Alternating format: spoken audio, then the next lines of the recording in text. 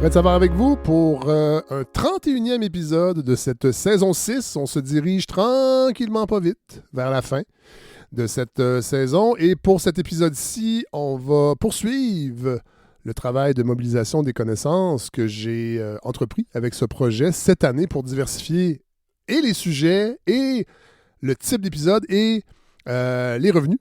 Parce que c'est un partenariat que je vous présente aujourd'hui avec le Centre pour l'étude de la citoyenneté démocratique, le CECD. Et vous allez voir, c'est 4 chercheurs, en fait, qui vont venir parler de leur domaine. En fait, qui vont faire un survol de leur domaine de recherche. On n'aura pas le temps d'approfondir tous les domaines, mais ça donne quand même une idée du travail que fait le Centre pour l'étude de la citoyenneté démocratique, qui regroupe 200 chercheurs dans plusieurs disciplines et qui s'attelle à promouvoir la recherche scientifique sur des problématiques fondamentales relatives à la citoyenneté démocratique. Alors ça m'a interpellé, évidemment, dans la mission de la balado aussi, ce côté social. La semaine dernière, on était avec l'INRS, on était dans les sciences environnementales, dans les sciences, entre guillemets, pures. Là, on va aller vraiment... En fait, je vais être dans un domaine où je suis le plus à l'aise, en sciences politiques, entre autres, en sociologie, un peu en histoire. Vous allez voir, et vous allez surtout voir, je ne sais pas si ça va être votre cas, mais ça a été le mien, en menant les entrevues avec ces 4 chercheurs. Il y a 2 certitudes que j'avais qui ont été ébranlées. Une sur la réforme du mode de scrutin, j'en ai déjà parlé ici, et sur le revenu minimum garanti. Alors, c'est la beauté aussi de la recherche universitaire, c'est que ça nous permet de nous armer un peu mieux dans certaines idées qu'on pense et qu'on entretient. On va parler aussi de l'éducation des tout-petits à la citoyenneté, au droit de vote, et on va également parler de la perception des personnes assistées sociales au Québec. Ça aussi, j'ai appris plein de choses qui sont renversantes, pour ne pas dire révoltantes. Alors voilà, c'est le menu de ce 31e épisode de la balado. J'espère que vous allez apprécier. Voilà, bonne écoute.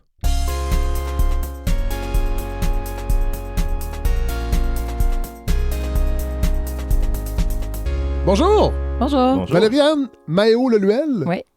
Merci d'être là. Ouais, merci pour l'invitation. Marc-André Baudet. Bonjour. Cet épisode sera consacré au Centre pour l'étude de la citoyenneté démocratique, qui est un centre de recherche. C'est un regroupement stratégique donc qui regroupe un nombre assez important de chercheurs, plus d'une 60aine, de toutes les disciplines des sciences sociales, mais aussi, dans certains cas, des sciences dures, là, l'informatique, physique et autres. Et qui est dédié... Qui est à l'étude de la citoyenneté démocratique, qui est en fait non seulement le vote et la participation institutionnelle, mais toute forme d'action et d'activité liée à la vie en société. Parlez-nous de vous. Je suis professeure en sciences politiques à l'Université Laval et je suis la titulaire de la chaire de recherche sur la démocratie et les institutions parlementaires. Donc, une chaire de recherche en partenariat avec les personnes désignées au Québec et l'Assemblée nationale. Donc, Les personnes désignées? Oui, donc on peut penser au commissaire à l'éthique et à la déontologie, Lobbyisme Québec, le protecteur du citoyen, Élections Québec. Je connaissais pas l'appellation personne désignée. Ah. Ouais.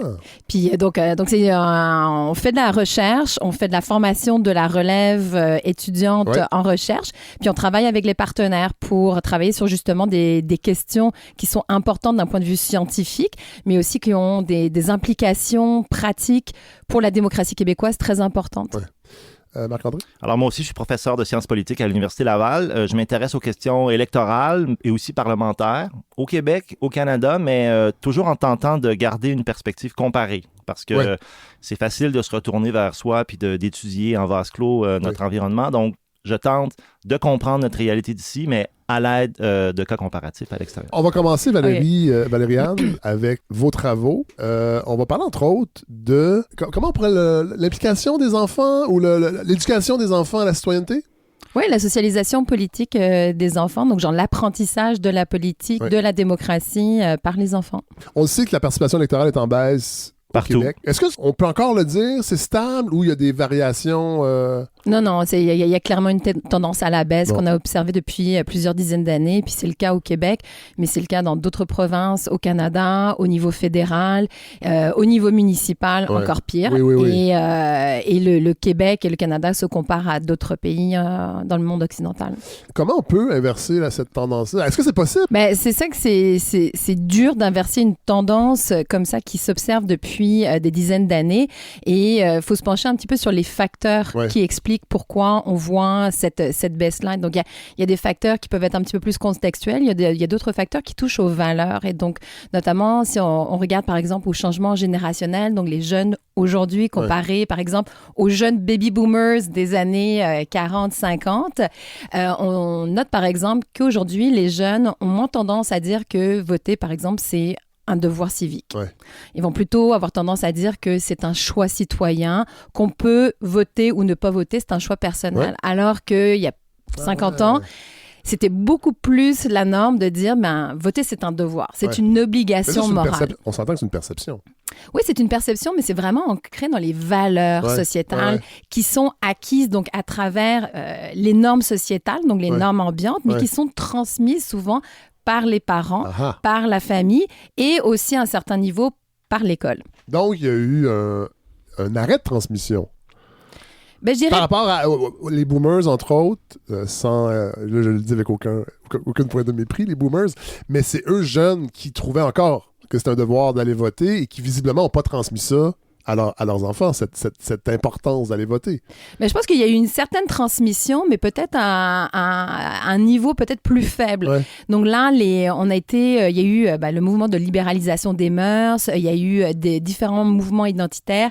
La politique a été vue de manière beaucoup plus ouverte, c'était plus juste la politique institutionnelle, la politique partisane, la politique menée par les élus dans les parlements. Il y a eu une forme de réappropriation de la politique, des contestations sociales, peut-être de manière plus diversifiée, de manière plus assumée. Il y en a toujours eu, il y a eu toujours des mouvements sociaux, par exemple, genre le syndicalisme, le mouvement des droits civiques, etc. Mais là, il y a eu, je dirais peut-être une ouverture de la politique, de la manière de concevoir la politique, et il y a eu un certain éloignement des citoyens face aux élus. Donc peut-être un petit peu plus de critique, moins vouloir transmettre ses besoins, ses préférences uniquement à son député pour qu'il aille représenter nos intérêts en chambre à l'Assemblée nationale, et plus l'idée de se dire peut-être que je devrais, moi, défendre mes intérêts ou...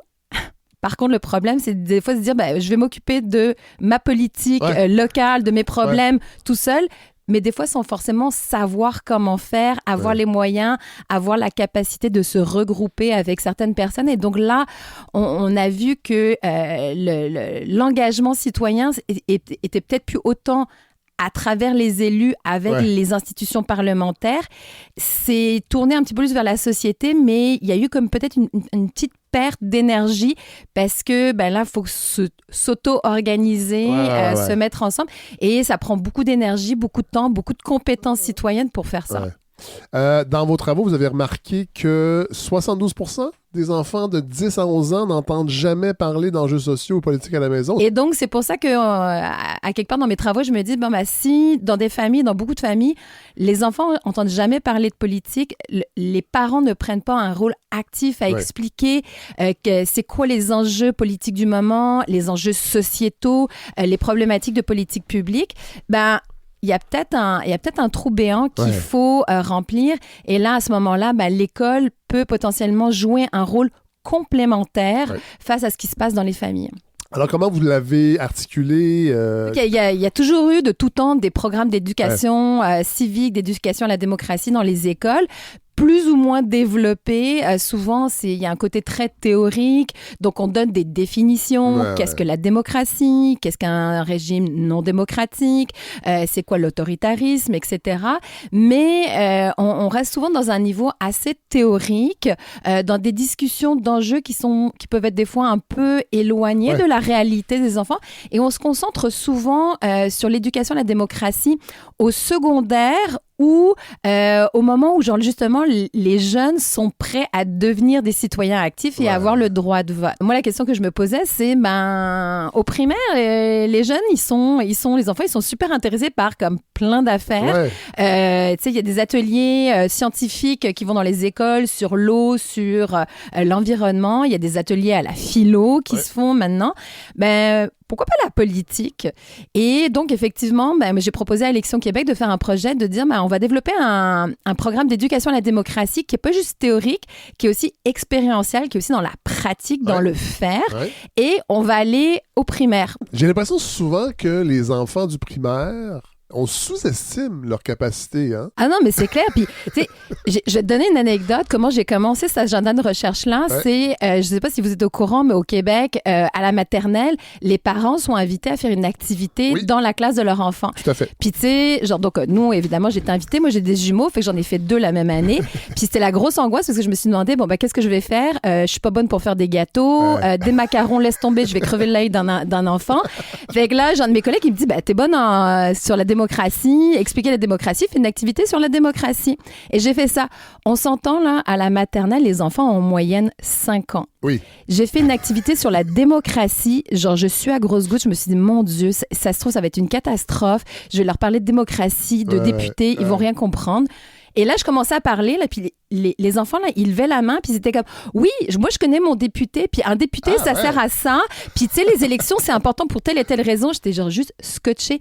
Il y a une initiative qui s'appelle les petits bureaux de vote. Oui. Qui a été mise de l'avant par Élections Québec? Oui, c'est un programme hyper innovateur vraiment de pratique de la démocratie. Là, tout à l'heure, comme ça, je disais, on a été très théorique pendant des dizaines d'années. Et là, c'est vraiment cette idée d'offrir aux enfants l'expérience de voter. Et donc là, c'est ça, on a développé une campagne d'information directement pour les enfants du primaire, de la maternelle jusqu'à la 6e année.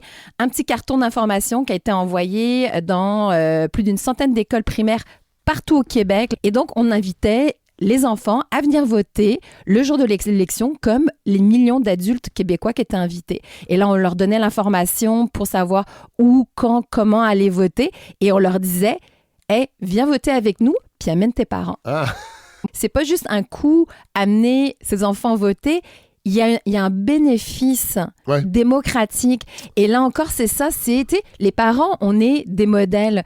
On est des modèles, on incite nos enfants à cuisiner avec nous, à faire du jardinage avec nous, à aller faire du vélo. On essaie de les amener, comme on parlait tout à l'heure, au théâtre, au musée. Et en fait, on les invite à faire des activités avec nous. On les invite dans le monde culturel, social, sportif, santé. Et des fois, on ne le fait pas du côté démocratique. Et donc là, c'était vraiment cette idée-là de rendre le bureau de vote un endroit où autant les enfants que les parents pouvaient aller. Ils pouvaient y aller séparément, mais ils pouvaient y aller ensemble. Et donc, c'est aussi de créer ce moment ensemble où on pratique la démocratie ensemble. Est-ce que vous avez pu mesurer s'il y a un effet un dialogue, en fait, enfant-parent, quand la conversation part de l'enfant? Oui, mais c'est ça qu'on a vu. Quand on a envoyé les petits cartons d'invitation donc, pour la campagne d'information sur les petits bureaux de vote dans les écoles, on a fait des sondages et on a remarqué que dans les écoles qui avaient reçu le carton d'invitation, on a vu une augmentation des discussions, donc probablement autour de la table du souper ou autour de la table de cuisine avec les devoirs quand les enfants revenaient de l'école. Et on a noté à travers des entrevues, donc j'ai fait des entrevues avec quelques enfants pour leur dire, mais quand on t'a donné le carton, qu'est-ce que t'as fait? Et il y en a plusieurs qui sont revenus à la maison et qui ont posé le carton sur la table de la cuisine, qui ont dit, hey, je suis invitée à aller voter, là, fait que je vais y aller, puis tu vas m'amener. Wow. Et donc, on voit vraiment, nous, on appelle ça en sciences politiques la pression sociale. Tu peux avoir la pression sociale de tes amis qui vont dire, hey, il y a une élection, genre, faudrait qu'on aille voter, de ton conjoint, de ta conjointe. Mais là, c'est la première fois qu'on mesurait la pression sociale des enfants. Quand tu leur donnes l'opportunité d'aller voter, quand tu leur donnes un petit carton pour qu'ils montrent à leurs parents, hey, j'ai le droit, moi aussi, d'aller voter, je suis invitée à aller voter, ils sont capables de motiver, parler à leurs parents et de les motiver à les amener. Ouais, wow.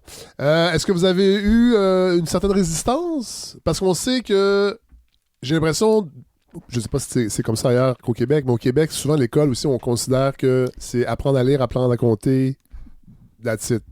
Déjà, tu sais, il y a un biais de sélection. Nous, quand on fait des projets dans les écoles, il faut qu'on envoie un formulaire de consentement parental.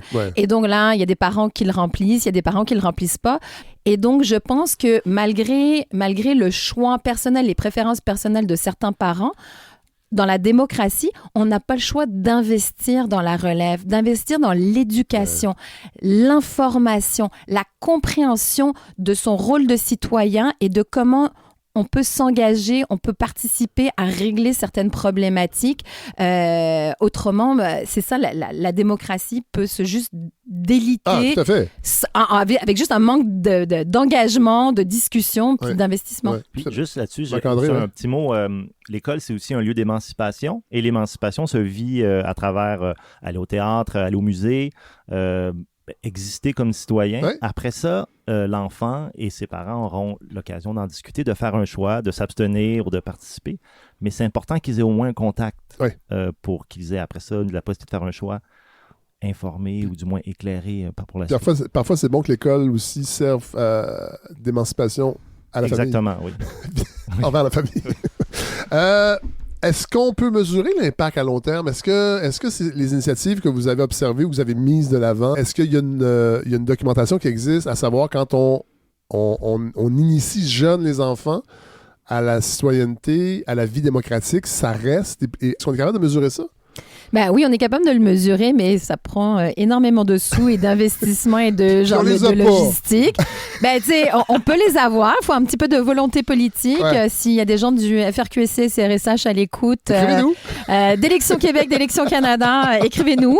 C'est sûr qu'il y a une motivation, mais moi c'est ça, l'étude que j'ai faite, ça a été vraiment de mesurer déjà d'un point de vue vraiment causal. Ouais. On a mesuré que oui, concrètement, il y a des effets bénéfiques, positifs, important de l'éducation à la démocratie auprès des jeunes en termes de compétences, de savoir quels moyens d'action ils pouvaient utiliser pour s'impliquer, pour régler des problématiques. L'intérêt aussi, juste de démontrer que les enfants, ils ont un intérêt pour la politique avec un grand P, pour les enjeux sociétaux, c'est là, fait qu'on peut comme capitaliser là-dessus. Donc, il y a vraiment quelque chose à faire. On a besoin d'un investissement continue, de soutenir les jeunes dans leur compréhension d'enjeux complexes, d'enjeux sociaux complexes, de continuer à avoir des discussions, d'avoir des débats. Tu sais, aujourd'hui, une problématique, c'est la gestion du conflit, la gestion des idées différentes, la polarisation. L'apprentissage du conflit, c'est quelque chose d'important. Particulièrement au Québec. Valériane Maheu-Leluel, merci. C'est passionnant, vraiment. Ben, là, vous restez avec nous parce que Marc-André, on va élargir, Marc-André Baudet, on va élargir la réflexion sur vos travaux à vous. Oui. Qui peut-être commencer avec le capital politique, parce qu'en parcourant la documentation sur vos travaux, j'ignorais que des gens s'intéressaient au capital politique dans un contexte québécois, ben, ça a été peu fait. Ça a été peu fait au Québec, ça a été peu fait au Canada, donc c'est la partie complotiste là, de notre balado aujourd'hui. Yes! Donc, ça va être viral. Donc, ma collègue s'intéresse davantage à la participation et la socialisation. Moi, je suis davantage dans la représentation. Oui. Donc, une fois qu'un processus a été mis en place et qu'on a choisi des représentants, et ces deux piliers-là sont vraiment au cœur de notre vie politique. Et en termes de représentation, il y a beaucoup de défis. Oui. C'est pour ça que des gens arrêtent d'aller voter parfois. Des fois. Il y a aussi pourquoi on parle... Ils sont peut-être dans la pièce. On parle beaucoup de parité, notamment de genre dans la représentation. Donc, c'est un sujet qui est très important, qui est bien couvert par la littérature. Mais il y a d'autres formes de différenciation ou de sous-représentation qui sont à considérer. Il y a une sous-représentation de gens avec des niveaux d'éducation plus faibles dans nos élus. Il y a une sous-représentation de gens de revenus plus faibles aussi. Mais moi, ce qui m'a intéressé dans 2 projets de recherche, c'était la question du capital politique. Un capital qui prend 2 formes. Un capital qui est basé sur l'expérience. D'abord, les gens qui ont occupé des fonctions électives ailleurs. Sont-ils surreprésentés et bénéficient-ils de ce capital pour performer ou obtenir des postes avantageux? Et le capital familial ou dynastique. Et là, c'est là qu'on est dans une question qui est assez sensible, qui avait été très peu étudiée au Québec et au Canada. Bon, je pense que c'est un peu tabou, premièrement. Je pense aussi qu'on a l'impression Parce qu'on a quand même un premier ministre canadien issu. Ouais. Mais c'est qu'un début, parce que lorsqu'on commence à fouiller, Thomas Mulcair est le descendant d'une dynastie politique, Paul Martin, Mélanie Joly, Dominique Leblanc. Quand on commence à fouiller, on a une quantité très, très importante d'héritiers et d'héritières. Les sœurs David. Ça c'est vrai, ancêtres qui ont été... Louis-Joseph Papineau et son entourage proche ont occupé une bonne partie de nos parlements au 19e siècle. Et les journaux aussi. Ce qui est intéressant, c'est qu'on associe souvent le népotisme, donc le lien familial et le transfert du capital politique à des démocraties jeunes ou à des systèmes autoritaires. Ou du tiers-monde. Oui, alors que c'est pas du tout le cas. Là. Lorsqu'on fait le tour un peu à travers le monde, au Japon, c'est extrêmement commun. En Irlande, il y a près de la moitié des ministres qui ont un ancêtre qui a été ministre avant eux. En Norvège. Donc, il n'y a pas vraiment de caractéristiques culturelles qui encourageraient ou non. Ce qu'on sait, c'est deux choses. La première, c'est des caractéristiques institutionnelles. Donc, les modes de scrutin comme le nôtre, où on choisit un député, ça personnalise la démarche et ça permet un transfert de capital politique, plus que dans le système proportionnel. Ce qui explique que Maxime Bernier, entre autres, exactement. c'en est une autre dynastie. Voilà, il existe en partie pour ça, mais c'est vrai dans tous les partis. Au NPD, ils ont plusieurs dynasties familiales dans l'Ouest canadien. Donc la personnalité du député est extrêmement centrale dans notre mode de scrutin. C'est ça. Et ça permet à ces gens-là non seulement de remporter davantage d'élections, mais aussi de devenir ministre ou officier de parlement lorsqu'on est dans l'opposition, de critique plus rapidement. Oui. Et dans le cas québécois, où il y a... disons encore plus dans l'histoire de dynastie, c'est en partie lié au fait qu'on est une ancienne colonie. Oui. On a un ancien régime féodal qui a été aboli au milieu du 19e siècle, on l'oublie. Oui, et c'est une culture qui, pendant longtemps, était construite sur des liens sociaux, ce qu'on appelle en anglais les kinships. Donc, c'est la famille, mais c'est aussi la famille élargie. Juste de quelques statistiques, depuis la Confédération, on parle à peu près 10% des députés dans les provinces canadiennes qui ont un lien dynastique pré ou post. Ah, okay? On parle de 5% au fédéral. On parle en moyenne à peu près 15% au Québec. Quand même! Il y en a beaucoup moins aujourd'hui qu'auparavant, mais il y en a toujours. Mais on a donc des taux qui sont extrêmement élevés. Et peut-être juste une dernière petite statistique. On a 3 premiers ministres... C'est comme dit un peu en chuchotant. Oui, c'est ça. Donc, 3 premiers ministres sur 23 au Canada qui ont fait partie d'une dynastie politique. Mais parmi les 120 premiers ministres de 4 provinces qu'on a regardées, Nouvelle-Écosse, Nouveau-Brunswick, Québec, Ontario, sur 120, il y en a 28 quand même. qui ont eu des ancêtres élus dans les assemblées ou encore des descendants. Et c'est encore pire lorsqu'on regarde dans les cabinets. Au fédéral, c'est 18% des ministres. Et au provincial... C'est une caste qui s'auto... Et voilà. Met de l'avant. C'est parce que Cela dit, là, je vais dire peut-être une énormité. Ce ne sera pas la première. Cela dit, ça ne veut pas dire que ces gens-là ne sont pas compétents. Absolument pas. D'ailleurs, c'est important, je le répète à chaque fois que je peux le faire. Je me permets quand même de dire que je doute que Justin Trudeau soit devenu premier ministre au stade de sa carrière s'il ne s'était pas appelé Trudeau. Ah non, mais c'est clair. Mais il est peut-être compétent dans ce qu'il fait. Ça, c'est un autre débat, mais il a certainement profité d'un accélérateur important. Oui, tout à fait. Le talent peut se transmettre, c'est possible. Oui. L'autre possibilité, c'est l'intérêt. Donc, si on a grandi dans un environnement où il y avait beaucoup de politique, on a développé des aptitudes, des connaissances, des liens. Bon, c'est le cas de Mélanie Joly, qui est un cas assez typique. Son père a été un trésorier au Parti libéral du Québec. Sa belle-mère a été députée fédérale. Donc, elle baignait là-dedans. Et la troisième source, c'est ce qu'on appelle le capital. Et ce capital-là, c'est quelque chose qu'on transmet comme un capital financier, mais on le transmet à travers son nom, et son réseau. Il y a un rapport de classe sociale, j'imagine, là-dedans aussi. Là. C'est vrai, mais ce qui permet de mettre en doute l'importance du capital financier, c'est que quand on regarde différents pays qui ont des niveaux de financement ou de nécessité de financement électoral importants, on observe la même chose. Ce que je veux dire, c'est que si on observait les dynasties politiques uniquement aux États-Unis, on dirait, c'est normal parce qu'il faut des millions de dollars pour faire campagne. On voit la même chose en Norvège et en Irlande et au Québec. Des environnements où l'argent... du moins pour monter une campagne, est beaucoup moins un facteur que dans ces autres contextes-là. Donc, évidemment, il faut du temps et de l'argent pour le faire, mais si j'avais à miser sur les facteurs les plus importants, je dirais qu'il y a la reconnaissance du nom, sans aucun doute. Et il y a une espèce d'aura qui va avec ça là, dans le milieu médiatique, à laquelle on peut associer la personnalisation des modes de scrutin qui permettent ça. Juste une petite anecdote intéressante, j'ai un collègue, Daniel Smith, qui a travaillé beaucoup là-dessus au Japon, où même lorsqu'un député quitte et veut nommer généralement son gendre à sa place, le gendre change de nom.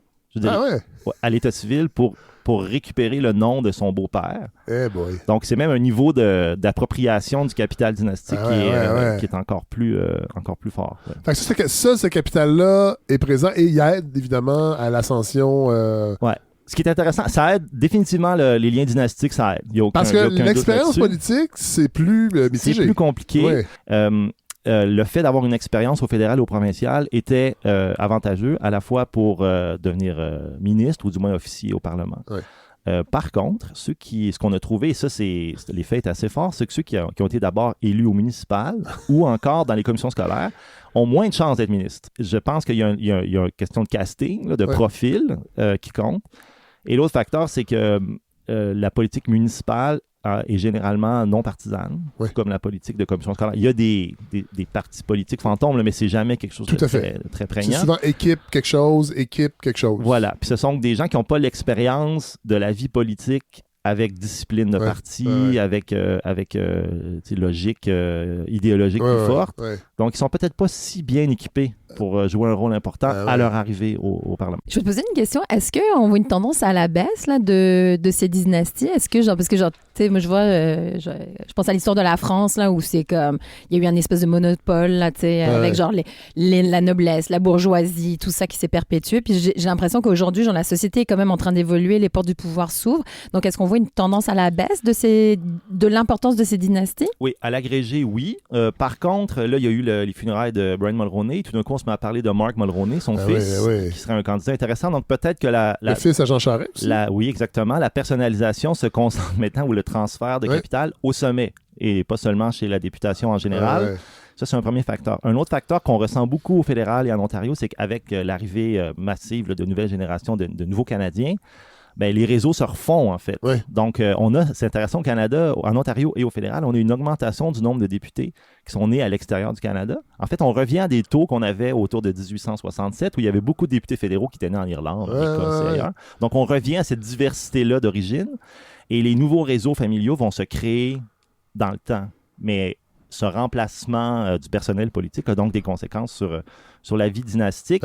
Mais on sent quand même une baisse assez clair du nombre de familles dynastiques, ce qu'on ne retrouve pas dans d'autres pays, notamment l'Irlande et le Japon, là, qui sont les cas de népotisme les plus frappants. On a souvent accusé les Irlandais d'être népotiques car ils étaient catholiques. Les travaux comparés avec la Norvège et le Japon ont tendance à décourager tout ça. Il y a, je pense, un facteur, effectivement, si on veut briser des lignes dynastiques, il faut qu'il y ait des événements disruptifs qui soient assez importants. Puis le Québec les a connus, en fait, et le Canada également.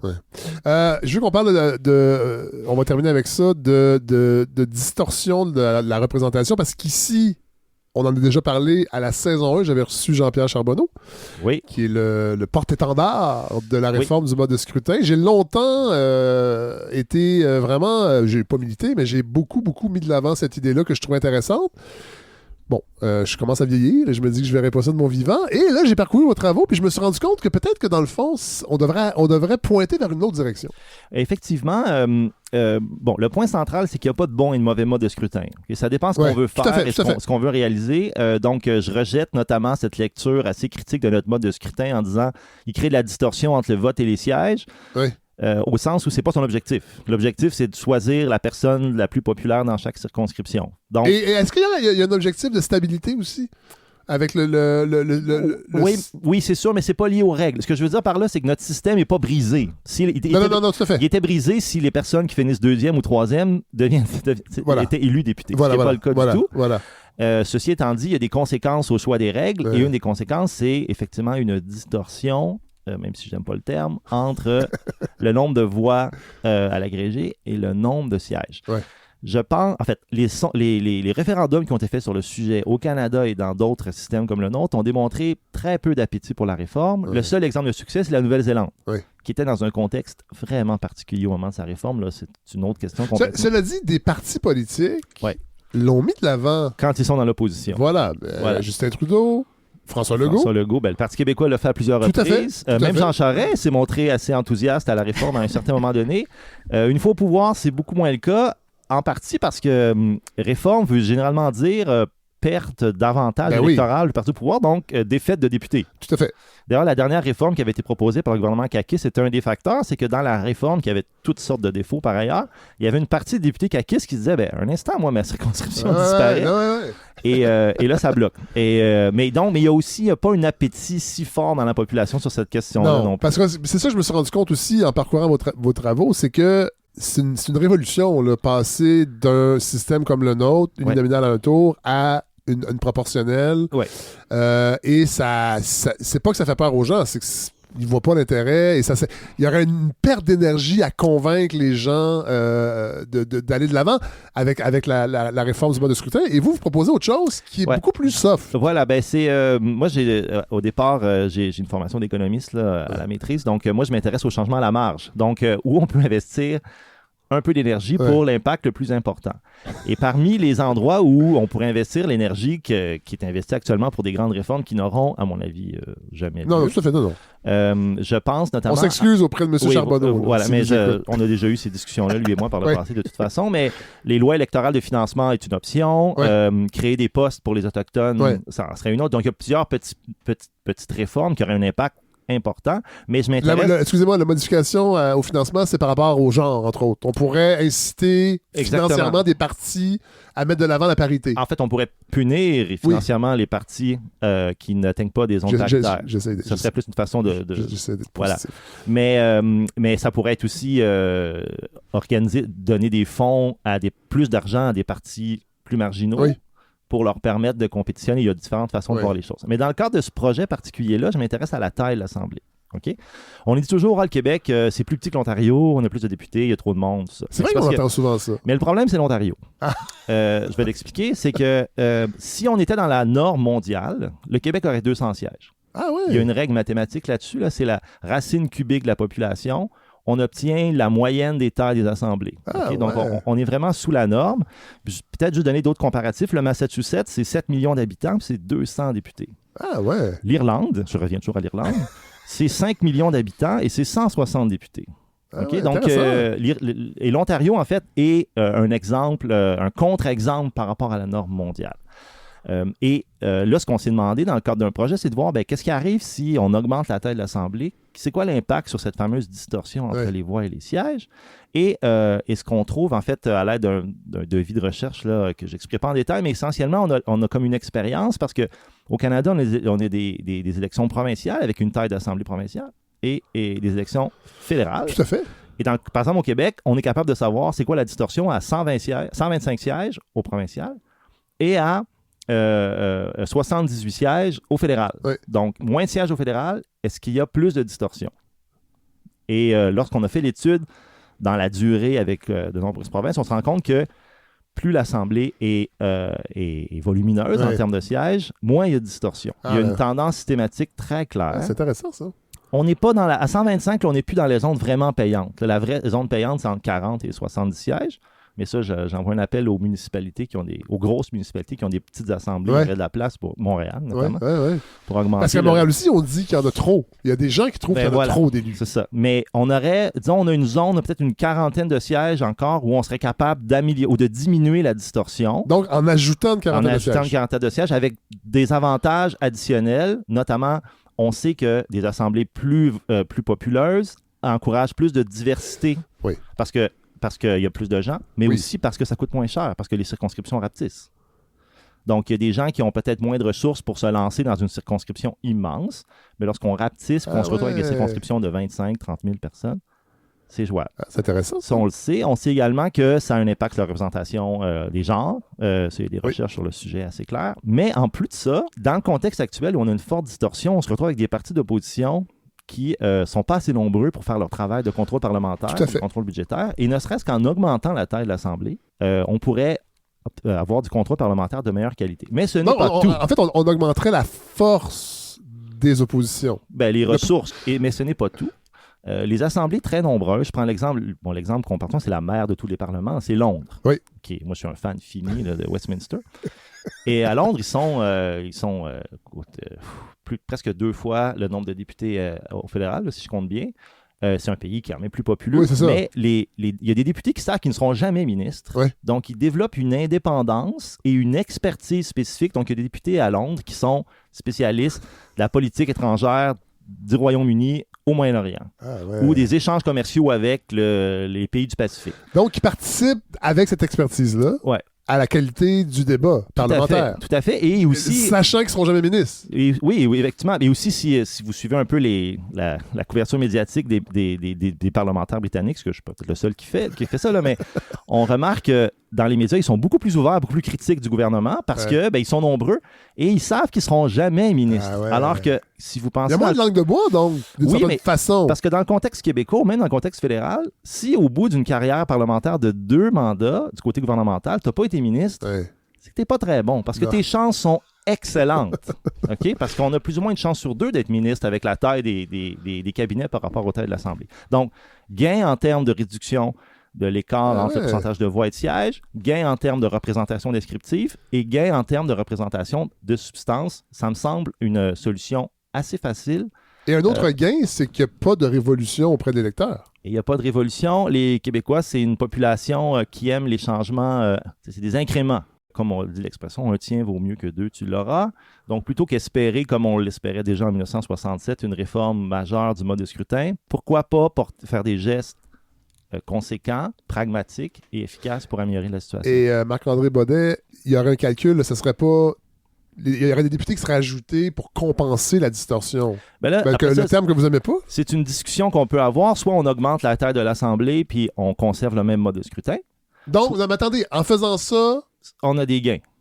OK. Ah oui, des gains substantiels. Ça, c'est la première option. Pas juste des gains de députés, on a des gains en représentativité. C'est ça, exactement. L'autre option, c'est de conserver 125 sièges ou peut-être passer à 130, on verra, et d'ajouter des députés qui seraient des députés de correction. Donc, imaginons qu'un parti politique, à la fin de l'élection, un parti est surreprésenté. Le Parti conservateur. Mettons le 13% aux dernières élections, je pense que c'est bon. Et aucun élu. Voilà. Eux, ils pourraient profiter d'aller piger dans ce bassin de peut-être une vingtaine de députés, des gens qui intégreraient l'Assemblée nationale en tant que députés du Parti conservateur et qui diminueraient l'écart. Essentiellement, les partis d'opposition profiteraient d'une participation plus grande. Donc là, on créerait un système mixte, mais pas un système mixte à l'allemande qui est beaucoup plus systématique, mais au moins une correction à la marge. Mais au minimum, l'ajout de sièges est une solution intéressante. Et financièrement, dans un contexte économique actuel, là, il y aurait un appétit pour les contribuables.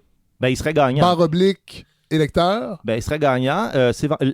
Parce qu'il y aurait des gens qui chialeraient, on le sait, là, les chroniqueurs habituels diraient on n'a pas les moyens, ça coûte trop cher, les députés c'est bon, les fonds de pension, mais même pour ça, j'ai une solution, parce que dans la réforme... j'aime ça, on est en mode solution. Dans la réforme qu'il y a eu récemment qui a augmenté le salaire des députés, en fait, c'est la moitié d'une réforme proposée par un comité qui avait été créé il y a plusieurs années. La réforme suggérait d'augmenter le salaire des députés, mais d'augmenter leur contribution à leur fonds de pension. Mais la réforme qui a été adoptée a augmenté le salaire des députés, mais ne permet pas leur contribution. Donc, ça serait peut-être l'occasion de réfléchir et de compléter une réforme, donc de rendre les députés peut-être moins dispendieux à l'unité pour pouvoir s'en offrir davantage. Marc-André Baudet, merci. C'est passionnant tout ça. On va se reparler sûrement. On va regarder ça se développer. Peut-être que juste d'en parler ici, ça va semer une graine. Et moi, c'est sûr aussi que je vais faire attention à parler plus de politique. Je sais que c'est drôle, je vais terminer avec ça. Petite anecdote qui va attendrir les gens. Mon petit garçon de 3 ans, mi-ville, évidemment, ça m'étonne toujours parce qu'on n'écoute pas les nouvelles à la télé, mais il sait très bien qu'il y a un conflit en Palestine et ça l'intéresse. Et il nous dit souvent, moi, la guerre, ça m'intéresse. Il y a 3 ans. Puis, on essaie de dire que c'est pas bien, mais en même temps, on veut... Puis là, récemment, il nous a dit que ça l'intéresse moins. C'est pas de patrouille qui l'intéresse, mais c'est une forme de conflit, par ailleurs. Tout à fait. Oui, c'est ça que j'allais dire. Il y a des conflits dans les dessins animés aussi. Oui, mais là. les règles. Oui, c'est vrai. Parce qu'ils sont très efficaces, pas de patrouille. Mais ça prouve que, malgré ce qu'on pense, ils sont très, très perméables à l'environnement et il faut toujours trouver la façon d'en discuter adaptée à leur âge, en fait. Oui, mais c'est ça. Je veux dire, c'est même si nous-mêmes, en tant que parents, les grands-parents, les oncles, les tantes, etc., on ne veut pas délibérément parler de politique. Ils en entendent. Ils en entendent dans la rue, à l'école, chez des copains, etc. Et donc, ils sont exposés à ces conflits, ces enjeux, ces questions sociétales. Fait que, à un moment donné, faut les accompagner. Il faut leur donner les outils pour comprendre donc, les informations, la perspective historique, d'où ça vient, déconstruire cette guerre-là, comment c'est arrivé, parler solutions, c'est quoi les possibilités, c'est quoi la diplomatie, qu'est-ce qui est en train d'être fait, etc.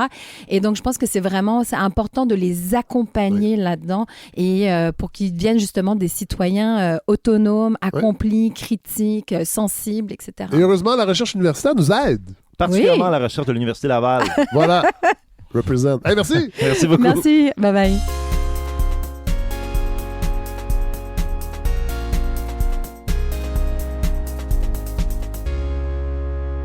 Alors, deuxième partie de cet épisode avec Olivier Jacques, Normand Landry, bonjour. Bonjour. Bonjour. Parlez-nous de vous un peu, qu'est-ce que vous faites de vos domaines d'études, de recherche? Moi, je suis formé en sciences politiques. Olivier Jacques, oui. Olivier Jacques, effectivement, formé en sciences politiques. J'ai fait un doctorat à l'Université McGill que j'ai terminé relativement récemment. J'ai fait de l'économie politique, de l'analyse des finances publiques. Ouais. Donc, je m'intéresse à comment on génère des revenus pour ensuite les distribuer. Oui. C'est ça qui m'intéresse. Moi, la politique, c'est qui reçoit quoi, quand, où et comment.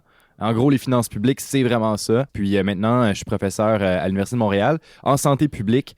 Donc, je m'intéresse au financement de la santé puis au financement de la santé publique principalement. Normand Landry? Oui, moi, je suis professeur à l'Université TÉLUQ. Je suis également titulaire de la Chaire de recherche du Canada en éducation, médias et droits humains. Ouais. Donc, mon champ de recherche principal, c'est vraiment le développement des compétences qu'on appelle médiatiques ou numériques. Là, on en parle beaucoup ces temps-ci. Mais j'ai dérivé.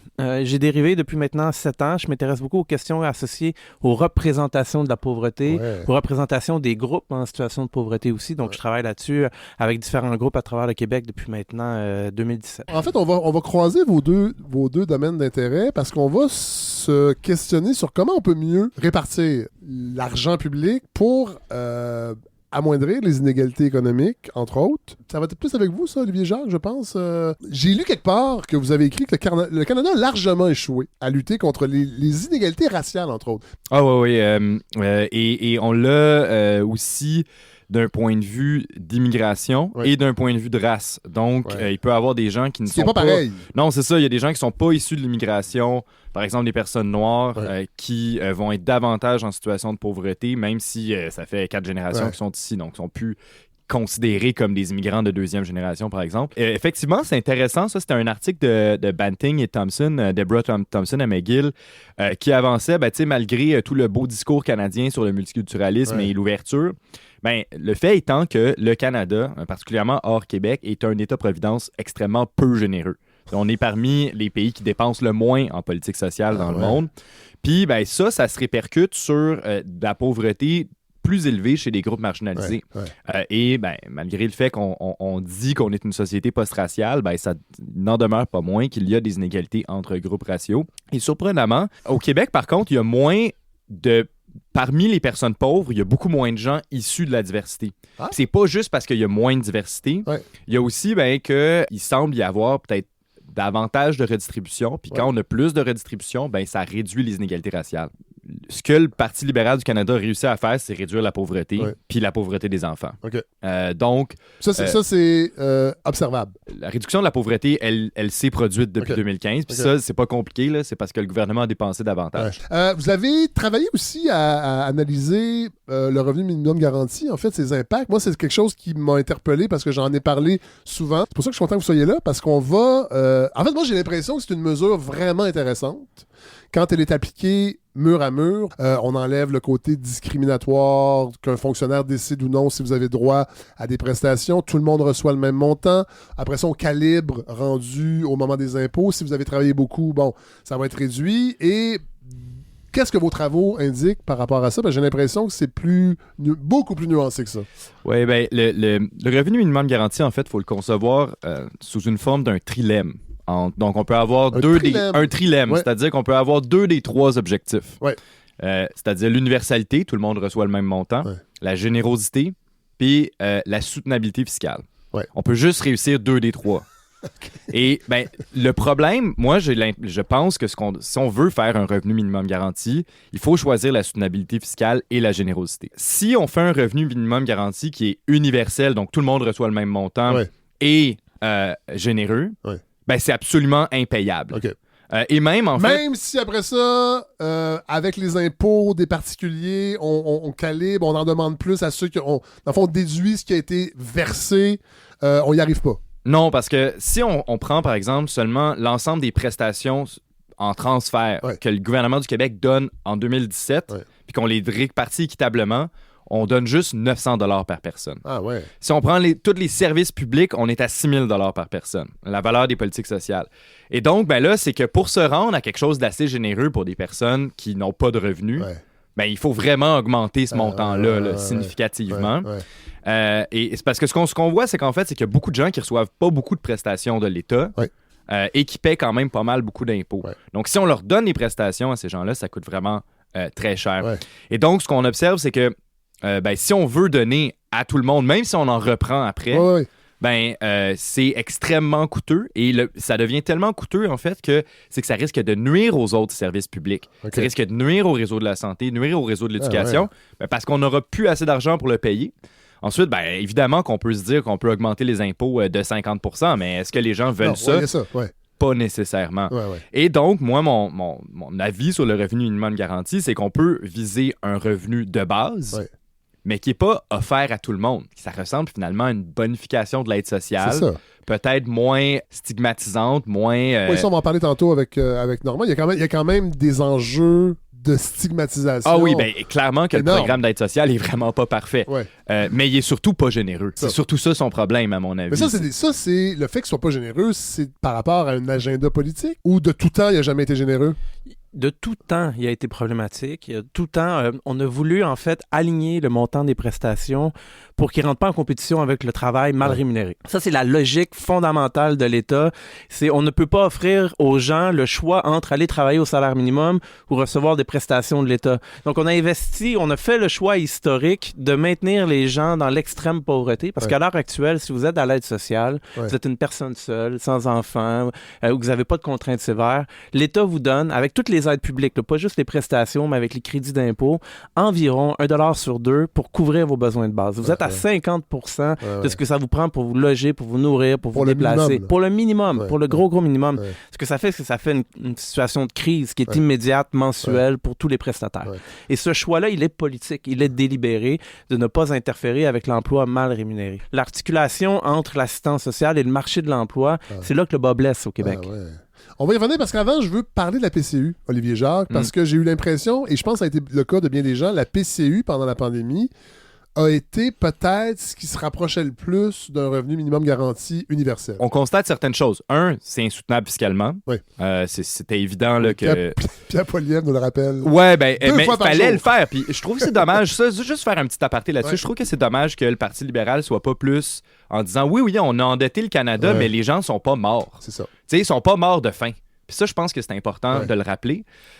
Par contre, ce qu'on observe, c'est ça, c'est que les gens aiment pas l'idée qu'il y a des personnes non méritantes, entre guillemets, qui l'ont reçu. Puis il y a eu certaines fraudes où il y a des gens, tu sais, la PCU pour les étudiants, c'était un peu une joke, là. Je veux dire, moi, j'en connais des jeunes qui recevaient ça, puis il n'y en avait pas besoin, là. Ils habitent chez leurs parents, puis leurs parents sont pas pauvres, là. Mais ça montre allait un peu très bien, le problème d'un régime universel. Exact.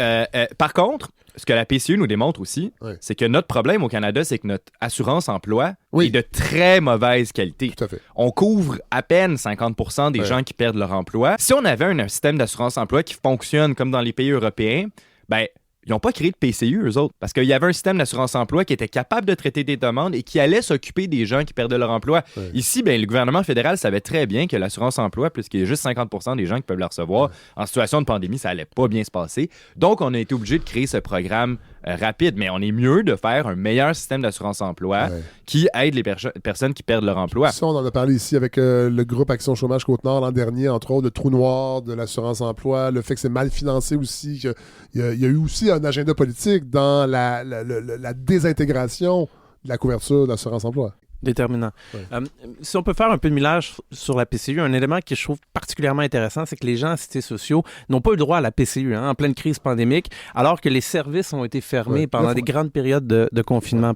Alors, ça, je l'ignorais. Oui, alors, ils ont été projetés, en fait, dans une crise sans précédent dans l'histoire du Québec, où le dollar sur 2 dont ils avaient besoin pour arriver à se loger, à se nourrir, à se déplacer, était manquant, essentiellement, et les services étaient coupés. Et évidemment, on n'en a pas parlé, on en a très, très peu parlé dans nos médias. Et les hommes et les femmes politiques ont refusé, en fait, de donner des aides d'urgence à des populations qui étaient jugées non méritoires des aides de l'État en période pandémique. Évidemment, c'est pas verbalisé comme ça, mais l'esprit de ces programmes-là, c'est ça. Il faut être aux études, il faut être productif ou il faut travailler. On va y revenir, Normand, parce qu'il y a vraiment des choses intéressantes dans ce que vous avez observé par rapport aussi au rôle des médias. Moi, j'aimerais ça, Olivier Jacques, que vous nous donniez des exemples ailleurs dans le monde de redistribution de la richesse, entre autres, par rapport aux programmes sociaux. De qui on pourrait s'inspirer et de qui il faudrait surtout pas s'inspirer? Ben, il faut pas s'inspirer du Canada.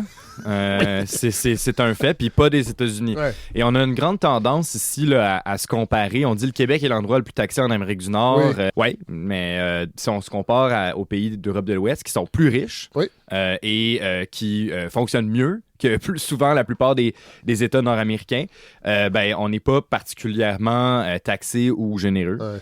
Ensuite, moi, ce que mes recherches sur la redistribution suggèrent, c'est que, bien que je viens de dire que l'universalisme sur un revenu minimum garanti, c'est une mauvaise chose, je pense que l'universalisme en soi, c'est une très bonne chose. Ouais. Ce qu'on veut, c'est des programmes sociaux qui bénéficient à tous, des services publics qui bénéficient à tous, qui sont généreux pour tout le monde, quitte à ce que, par exemple, ben, ça soit seulement les personnes sans emploi qui y aient accès. Ça, c'est toutes les personnes sans emploi. Ou qu'on fasse que quand on a plus de revenus, on reçoit un peu moins. Mais que tout le monde ait accès à ces programmes-là. Mais ça, c'est le cas présentement. Sur certains crédits d'impôt, genre l'allocation pour les enfants. Bon. Exact. Ça, mais ça, c'est parfait. Ça, c'est un bon exemple. C'est l'universalisme proportionné. Puis j'ai un ami qui gagne beaucoup de revenus, mais il est content de ce programme-là. Il reçoit 12$ par mois. Et il est content. Tu sais, je vais aller m'acheter une crème glacée avec ma fille. Mais il a reçu le programme. Et ça confirme qu'il fait beaucoup de revenus. Ouais, ben tu sais, puis j'ai dit, mais tu le sais bien là, que tu reçois pas grand-chose puis que tu redistribues avec ça. Il dit, mais je le reçois. Ben, l'idée, c'est que lorsque la classe moyenne aisée reçoit des programmes, ben, elle accepte de payer des impôts. C'est ça. Parce que l'objectif pour maintenir une redistribution, c'est de convaincre les gens de payer un niveau élevé d'impôts. C'est ça le nerf de la guerre. Quand on a une baisse d'impôts, on réduit la redistribution tout le temps. Il n'y a pas de baisse d'impôts redistributive. L'important, c'est de convaincre les gens de soutenir les impôts qu'ils payent. Et pour ça, ben, il faut qu'ils reçoivent des services et qu'ils reçoivent des bons services. Voilà. Ça, c'est le grand défi là, des sociétés occidentales. Bon, moi, je veux des exemples de pays. Parce que j'ai lu, entre autres, dans ce que vous avez fait, vous parlez des approches pro-pauvres. Comment on peut les définir? Ouais, donc on avait ici, est-ce que on peut être universel et pro-pauvre? C'est-à-dire que nos services publics aident disproportionnellement les gens en situation de pauvreté sans nécessairement ne donner de l'argent qu'aux personnes en situation de pauvreté, ce qui est une situation complexe. Mais en gros, si on fait des bons programmes qui aident les personnes qui n'ont pas d'emploi, c'est-à-dire des programmes qui aident les gens qui est vraiment le filet social. Là, lorsque vous perdez votre emploi, on s'occupe de vous. Ben, ça, c'est très pro-pauvre. Parce que les gens qui n'ont pas d'emploi, ils n'ont pas de revenus. Hein? Mais ça demeure universel. Parce que tout le monde qui n'a pas d'emploi aurait accès à ce programme-là. Et bien ça, c'est aussi très bon pour la santé. Lorsqu'on perd notre emploi ou qu'on se retrouve à l'assistance sociale quand notre assistance sociale n'est pas généreuse, on risque de devenir en mauvaise santé. Mais des exemples, ben il y a toujours les pays scandinaves qui réussissent bien. Mais ensuite, la France a beaucoup de problèmes, mais la France est un pays qui soutient un niveau d'impôt très élevé, qui redistribue beaucoup. Le problème de la France, c'est que son marché du travail est plus inégalitaire que le nôtre et qu'il y a des exclus du marché du travail. C'est ça son problème. Ensuite, ce que le Canada fait bien, c'est d'avoir un marché du travail qui est quand même moins inégalitaire qu'ailleurs. Bon, ben Normand, on va se tourner vers vous un peu plus. Merci, Olivier. De toute façon, vous restez... Je suis encore là. Vous restez dans la conversation. Parce qu'évidemment, la redistribution de la richesse implique que les gouvernements aillent de l'avant, donc avec l'aval des populations aussi. Et il y a un problème de ce côté-là dans les perceptions, entre autres des assistés sociaux. Une des grandes conclusions, ou des grands phénomènes qu'on a observés là, dans nos travaux dans les dernières années, c'est de tous les groupes identifiables au Québec. Là, on parle beaucoup des discriminations à l'égard des minorités sexuelles, des minorités ethniques, des minorités religieuses. Mais de tous les groupes identifiables au Québec, les gens qu'on aime le moins, c'est les personnes assistées sociales. Et on en parle peu. On en parle très pas. Ça fait pas l'agenda politique, ça fait pas l'agenda médiatique. C'est comme s'il y avait un genre de feu de l'intolérance qui couvait à l'abri un peu des regards publics. C'est pour ça qu'on a développé tout notre agenda de recherche sur l'assistance sociale au Québec pour comprendre exactement c'est quoi les pitons chez nous qui font qu'on a des représentations aussi négatives à l'égard des personnes assistées sociales. Et dans le contexte où les personnes assistées sociales sont mal perçues, sont l'objet d'un stigmate important, sont l'objet d'une discrimination importante, quel est l'incitatif, en fait, qui pousserait les gens en situation de décision pour modifier les conditions d'existence de populations qui sont exclues, marginalisées, déconsidérées dans l'espace public? Donc, ça, c'est une grande question à laquelle on s'est attaqué dans les dernières années. Et on se rend compte aussi que ces travaux-là ont été menés ailleurs, dans les sociétés anglo-saxonnes, entre autres, puis au Québec, peu de recherches ont été effectuées. C'est assez nouveau. Un élément qui m'a vraiment marqué, moi, c'est les trous dans la littérature. Okay. Les trous dans la littérature. D'abord, si on s'intéresse aux gens en situation de pauvreté au Québec, comme chercheur universitaire, il n'y a pas grand monde. On fait le tour du jardin. Là, hein? Donc, ils se sont penchés sur la question. Oui, on commence à faire le tour des groupes assez rapidement. Donc, on peut considérer que c'est un problème social important qui mobiliserait la communauté universitaire. Honnêtement, je n'ai que des hypothèses. Il y a, dans l'académie, comme ailleurs en société, il y a des effets de mode. Hein? Il y a clairement des genres d'autoroutes d'intérêt collectif. Là, on se préoccupe beaucoup du culturel, des identités. Ça, c'est des éléments qui sont très forts en sciences sociales à l'heure actuelle. On a véritablement délaissé au Québec un agenda de recherche basé sur l'analyse des inégalités socio-économiques, des classes sociales notamment. On est parti là, d'un intérêt là, dans les années 80 très, très fort sur ces éléments-là et on l'a tassé. On a tassé de la recherche. Ça existe toujours, mais c'est de plus en plus marginal, c'est moins prépondérant. Et c'est là que moi, je suis arrivé en disant, mais attention, il y a des éléments cruciaux qui passent sous notre regard. Et notamment la question qui est peut-être très, très peu abordée, c'est qui porte sur comment est-ce que les rapports qu'on a aux gens, les représentations qu'on s'en fait, ont un impact sur les politiques publiques qui visent essentiellement à modifier leurs conditions d'existence. D'où ça part, en fait, la mauvaise perception? Parce qu'il y a un dialogue, il y a les médias qui ont une façon de parler des gens qui sont sur l'assistance sociale, les personnes qui vivent l'assistance sociale, on les entend rarement. On les entend très peu. Nous, nos travaux ont démontré que lorsqu'on parle d'assistance sociale au Québec, c'est-à-dire lorsque, par exemple, les médias traitent d'assistance sociale, non pas qu'ils consacrent un article au complet ou un reportage au complet, mais juste quand ils font mention. C'est environ 0,2% du poids médiatique au Québec. Donc, les mentions minimales concernent 0,2%. Ce qui n'est pas représentatif de leur... pas représentatif du tout. Combien de personnes, la proportion au Québec? Ça a beaucoup diminué, d'ailleurs, soit dit en passant. On est en train d'atteindre un plancher historique. Là, on est en remontée, là, post-pandémie, là, avec des situations de pauvreté qui remontent. Mais avant la pandémie, on avait atteint un plancher qui était historique. On pourrait même qualifier, on pourrait dire, le seuil de personnes assistées sociales au Québec comme étant un peu le genre de noyau dur, hein? Parce qu'on est en plein emploi, on est en pénurie. Donc, les gens qui sont sur ces programmes-là sont assez éloignés pour la plupart, en fait, de l'emploi et du travail. Donc, on est autour de 300 000 environ au Québec. Mais ça, on peut le prendre de différentes façons. C'est que ça baisse parce que des gens ont moins recours à l'assistance sociale ou parce qu'ils disparaissent du radar? J'ai deux réponses à donner à ça. D'abord, les programmes fonctionnent très mal. Très, très mal. Il n'y a pas une personne assistée au social au Québec, à l'heure actuelle, qui est heureuse des conditions qui lui sont offertes. D'abord, le seuil des prestations est beaucoup, beaucoup trop faible. Et ce que les gens ne savent pas habituellement, c'est qu'une panoplie de règles cumulatives, liberticides, complexes, incompréhensible qu'il faut suivre mensuellement pour ne pas voir ses prestations coupées. Ça crée un stress, ça crée de la détresse, ça crée de la dépression. C'est une traque. Laissez-moi juste vous donner quelques exemples. Si vous êtes en concubinage, vous et votre conjointe, et que vous êtes deux personnes assistées sociales, le gouvernement fait un chèque par ménage et vous coupe d'environ 25% par rapport aux deux chèques individuels que vous aurez pu recevoir. Si vous quittez le Québec plus de 7 jours consécutifs dans un même mois, vous perdez votre éligibilité, en fait, à l'assistance sociale. Si vous avez de la famille au Nouveau-Brunswick... Si vous faites 201 $ de revenus d'emploi par mois, on va vous couper le dollar supplémentaire. Tout revenu d'emploi supérieur à 200 $ est coupé. Si vous recevez un héritage, vous devez dilapider votre héritage avant de continuer de recevoir des prestations. Si vous êtes une mère monoparentale, et que vous vous séparez de votre conjoint, vous devez le poursuivre pour obtenir pension alimentaire avant d'obtenir des prestations. Et ça, ce que ça fait, c'est que ça met des mères vulnérables, souvent dans des relations toxiques, dans l'obligation de réactualiser des liens dont elles essayaient de se défaire pour pouvoir atteindre leurs prestations. Donc, vous avez toutes ces règles-là cumulatives. Hein? Je peux en rajouter une autre. Si ça dégénère... Vous avez moins de place en refuge parce que ça coûte trop cher à la porte. Ah, ben oui, selon la ça ministre fait partie de des enjeux. l'immobilier. Donc, vous voyez l'immense complexité de ces règles-là qui sont cumulatives. Et j'inviterais les gens qui nous écoutent à tenter de déchiffrer ne serait-ce qu'un seul formulaire d'assistance sociale. C'est incompréhensible pour la moyenne des ours. Donc, ça prend de l'aide externe. Hein? Donc, ce sentiment d'être dépossédé de ses conditions d'existence génère beaucoup de rancœur de la part des gens qui, on pourrait le supposer, pourraient être un petit peu reconnaissants. On peut imaginer, hein, c'est une aide de dernier recours. C'est le dernier recours avant la rue, l'aide sociale. On vit exactement la situation inverse. On peut même ajouter un élément à l'intérieur du programme. On divise les prestataires d'assistance sociale en 2 grandes catégories. Et ça participe vraiment à définir ce qu'on appelle les bons pauvres des mauvais pauvres. Vous avez d'un côté ceux qui sont considérés ne pas avoir de contraintes sévères à l'emploi. Donc ça, c'est des gens qui, théoriquement, selon le gouvernement du Québec, pourraient, d'une certaine manière, travailler, essentiellement. Pour ces gens-là, les programmes sont très, très peu généreux. Ensuite, vous avez les gens qui sont considérés avoir des contraintes sévères à l'emploi. Eux disposent de revenus supplémentaires. Eux disposent de mesures moins contraignantes.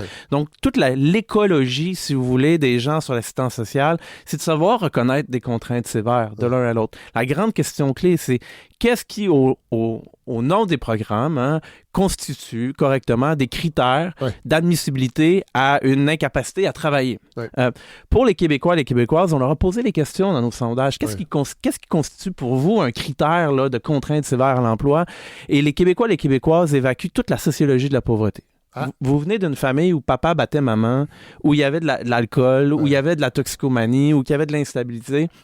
Vous arrivez à 18 ans, peu scolarisé, vous êtes en colère, vous êtes dysfonctionnel. Pour les Québécois et les Québécoises, vous êtes pleinement aptes au travail. Il suffit de se retrousser les manches. Ça vous prend un diagnostic formulé par un médecin. Il suffit de se retrouver les manches. C'est chez nous la grande variable qui explique, en fait, la discrimination à l'égard des personnes assistées sociales, contrairement aux États-Unis et en Grande-Bretagne. Aux États-Unis et en Grande-Bretagne, on mélange le classisme, on n'aime pas nos pauvres et on n'aime pas nos minorités ethno-culturelles. Qui sont souvent pauvres. Donc, on mélange les deux. Nous, quand on a posé la question aux Québécois et Québécoises, ça ne joue pas, ça, les questions ethno-culturelles. C'est vraiment le rapport au travail. Ces gens-là ne sont pas considérés contribuer à l'effort collectif par l'emploi et la fiscalité.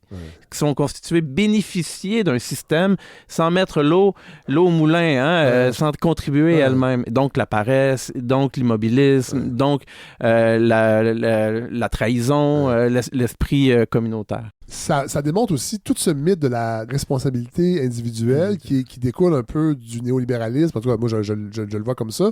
Ça percole dans la perception qu'on a. Les Québécois sont beaucoup plus nord-américains qu'ils veulent bien l'admettre la plupart du temps. Ce mythe-là, en fait, de l'individu apte, capable de se prendre en charge, de s'extraire de sa condition sociale par le travail et l'effort, c'est un mythe qui est fondamental chez nous. C'est quelque chose de très important auquel les gens tiennent et qui viennent justifier, en fait, pour eux, l'adhésion à des politiques qui sont inégalitaires et répressives. Parce qu'une chose dont on n'a pas encore parlé, c'est que les Québécois et Québécoises, à l'heure actuelle, soutiennent des politiques d'assistance sociale qui maintiennent dans la pauvreté les gens qui ont retour. Il y a un appui là, pour ça au Québec.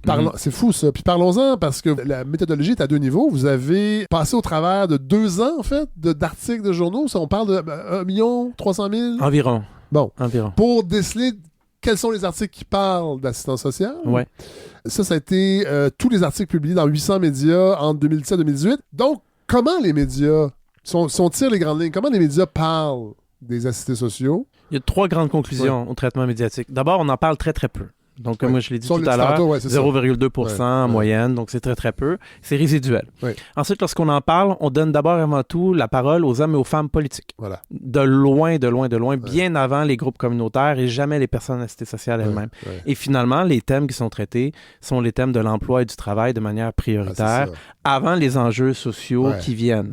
Donc, on en parle, mais de manière moins importante.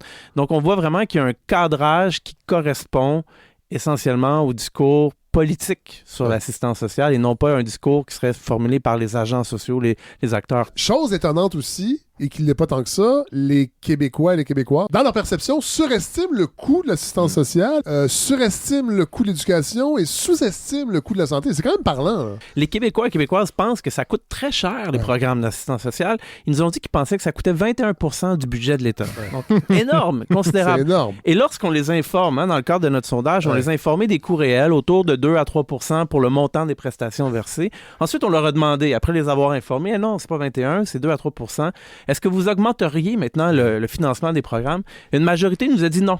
Ah, ouais. Donc, après avoir été rectifié. Et ça, c'est un autre indicateur. C'est un autre indicateur de l'impopularité de la politique d'assistance sociale. Est-ce que les recherches permettent de déceler des pistes de solutions pour inverser la vapeur? En fait, il y a toute la sociologie des mouvements sociaux qui nous aide à comprendre un peu le travail qu'il y a à faire. Hein? On a ce qu'on appelle dans la littérature là, des structures d'opportunités politiques qui sont souvent en lien avec ce qu'on appelle des cadres d'action collective. Je vous explique c'est quoi, grosso modo. Tu sais, le mouvement là, pour la diversité sexuelle, là, c'est un mouvement qui s'est établi sur des décennies chez nous, où on a décriminalisé, alors ça, on a légitimé, ensuite on a présenté de l'avant, on a mis des modèles positifs, hein, on a véritablement joué sur des symboles d'hétéronormativité qui étaient considérés comme non problématiques pendant très, très longtemps. Là. On est venu déconstruire ça pendant 30 ans. Ce que ça l'a fait une bonne manière, c'est que dans l'imaginaire collectif, il y avait une acceptabilité pour la diversité sexuelle qui n'était pas présente avant.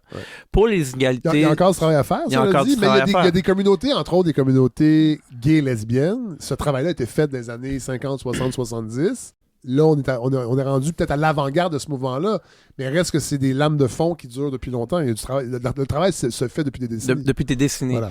Le travail ne se fait pas au Québec. Ça, c'est en fait, d'ailleurs, une des grandes conclusions de notre étude. Les groupes de lutte à la pauvreté là, ont ni les capacités, ni les ressources, ni les moyens pour pouvoir véritablement jouer un genre de rôle d'avant-garde dans le débat public pour remettre à l'agenda politique la question des inégalités sociales et économiques. Les groupes tirent de la patte. Ils manquent d'argent, ils manquent de ressources, ils manquent de financement et c'est pas un enjeu qui a une grande traction dans l'espace public à l'heure actuelle. Donc, la problématique qu'on a, c'est littéralement la constitution d'une identité collective forte autour d'une question de classe sociale ou d'enjeu, alors que, essentiellement, ça concerne pas tout le monde, la question de pauvreté, a priori. Hein? J'ai bien a priori parce qu'évidemment que ça concerne tout le monde à moyen terme, mais cette difficulté-là de mobiliser autour de la question de la pauvreté... Pour changer les perceptions. Pour changer les perceptions. Pour moi, c'est un des grands enjeux auxquels il va falloir qu'on s'attaque au Québec si on veut prendre sérieusement les enjeux de politique publique qui viennent avec. Olivier? C'est une très bonne réflexion, Normand. Si on compare au mouvement, par exemple, sur l'égalité des identités sexuelles, c'est que ça demeure que ça a été un mouvement qui a fonctionné en partie parce que c'était des riches gays et lesbiennes qui le faisaient, tu sais. Et là, c'est souvent ça. Moi, puis même pour les débuts du féminisme, je pense que c'est ça aussi. C'était des femmes des classes bourgeoises qui avaient les moyens. Là, pour les questions raciales aussi. Puis là, l'enjeu, c'est que la pauvreté, c'est qu'il n'y a pas de groupe influent qui défend les personnes pauvres. Et je pense qu'effectivement, il y a un travail à faire sur une reconstruction de la manière dont on le présente. Mais je pense que la manière la plus efficace en termes de politique publique sur qu'est-ce qu'on peut faire, c'est qu'il faut qu'on fasse des politiques publiques qui bénéficient à tout le monde. Donc, que les gens vont accepter de payer, mais qui, dans les faits, bénéficient beaucoup plus aux plus pauvres. Et ça, c'est la même chose pour les inégalités raciales. En fait, si tu fais un bon système d'assurance-emploi, puis que tu as un taux de chômage significativement plus élevé chez certains groupes raciaux, t'aides leur situation davantage que t'aides les Blancs. Tout comme quand tu fais un bon programme d'assurance-emploi, t'aides les pauvres plus que les riches. On l'a vu avec la langue, en fait, au Québec. Entre les francophones et les anglophones, il y a eu des lois dans notre histoire qui ont rétabli une égalité qui n'était pas là. Mais ça, l'avantage qu'on avait, c'est d'être la majorité. Oui. Et ça, c'est toujours un avantage. Mais effectivement, ça, c'est un cas de changer complètement une inégalité pour la faire disparaître. Et ça, c'est assez impressionnant. Et ça a été fait avec des programmes relativement universel avec beaucoup d'aide de l'État.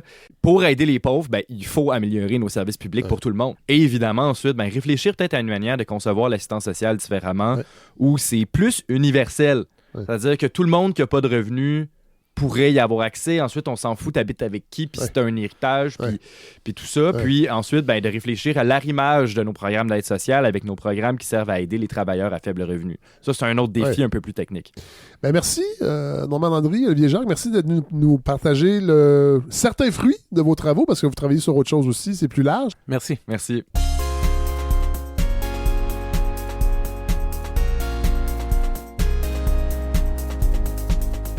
Alors voilà ce qui conclut ce 31e épisode. Merci aux 4 chercheurs qui se sont prêtés au jeu. Valériane Maheu-Leluel, Marc-André Baudet, Olivier Jacques et Normand Landry. Ça fait 2 semaines au moins que j'ai pas publié d'infolette. C'est normal, ne vous inquiétez pas. Je le fais pas systématiquement à chaque semaine. Des fois, j'ai pas assez de liens. Puis je sais que ça peut être un peu agaçant d'être sollicité à chaque semaine avec des infolettes. Mais là, il va en avoir une bientôt parce que il va y avoir, dans les derniers épisodes, là, il y a des liens que je vais vous partager. Bien sûr, sur en fait, des occasions d'approfondir la réflexion et les savoirs qui ont été véhiculés dans les épisodes, d'aller un peu plus loin, en fait. Puis il y a des petites nouvelles qui s'en viennent aussi, que je vais vous annoncer, des spectacles avec Coralie, entre autres. On a des dates, donc des billets pour ceux qui veulent venir voir les spectacles, des activités. Déjà, j'ai des confirmations pour la saison 7, en fait, où va s'ouvrir la saison 7 et à quelle date. Je vais vous le dire aussi dans l'infolette. Je vous en parlerai un peu plus tard aussi d'ici la fin de la saison. Voilà, alors on va terminer en musique comme on le fait toujours. J'essaie toujours, évidemment, que la chanson ait un lien avec l'épisode qu'on vient de faire. Bon, là, il y avait 4 sujets quand même qui s'imbriquent ensemble, oui, mais qui sont différents. Donc, c'est difficile de trouver une chanson qui résumait tout ça. Et vous savez que je suis DJ dans des soirées que j'organise et je suis toujours à la recherche de musique. Et là, je suis tombé sur une talle d'albums, de rééditions, de musique caribéenne des années 50, 60, 70.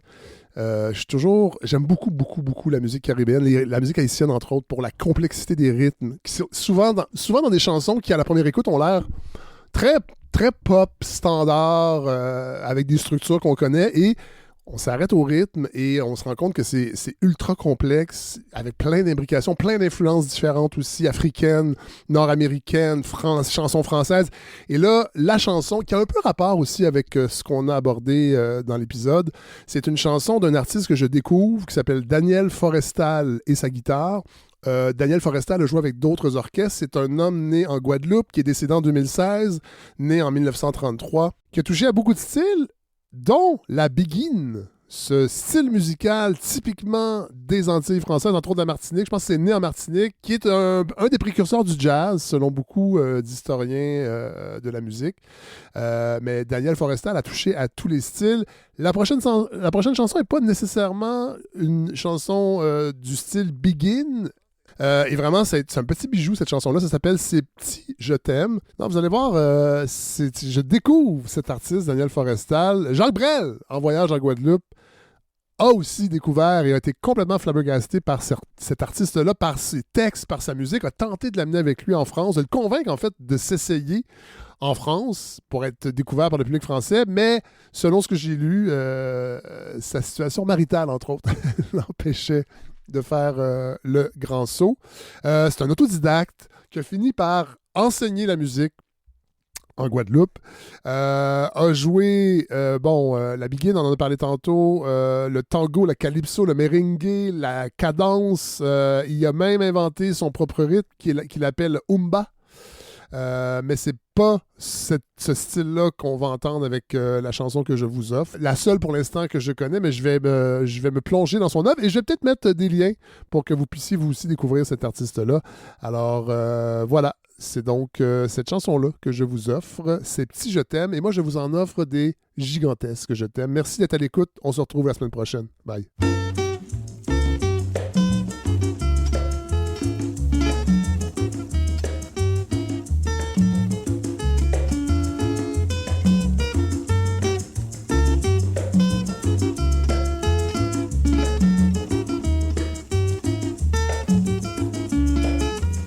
Je te demande où le soleil se couche et tu t'éloignes de moi quand je te touche. Je veux entendre sortir de ta bouche, c'est toi petit, je t'aime, je t'aime, je t'aime. Si je pouvais, je te donnerais la lune, malgré tous tes caprices et ta rancune. Tu sais bien que pour toi mon cœur s'allume. Dis-moi c'est petit, je t'aime, je t'aime, je t'aime. Oh yeah, c'est pour nous le temps d'aimer. Ces mots si souvent murmurés sont toute la vie. Oh yeah, si tu veux tout peut changer. Écoute mon cœur gris blessé, viens vers moi chérie. Tu sais aussi que tout mon corps se glace si tu ne me regardes quand tu passes. Dès lors je deviens fou, tout me tracasse. Je crie partout, je t'aime, je t'aime, je t'aime. Ainsi mon cœur sombre dans le chagrin, en rêvant d'un bonheur sans lendemain. Je n'ai qu'un espoir dans le temps qui vient, t'entendre dire je t'aime, je t'aime, je t'aime. Oh yeah, c'est pour nous le temps d'aimer. Ces mots si souvent murmurés sont toute la vie. Oh yeah, si tu veux tout peut changer. Écoute mon cœur qui blessé, viens vers moi chérie.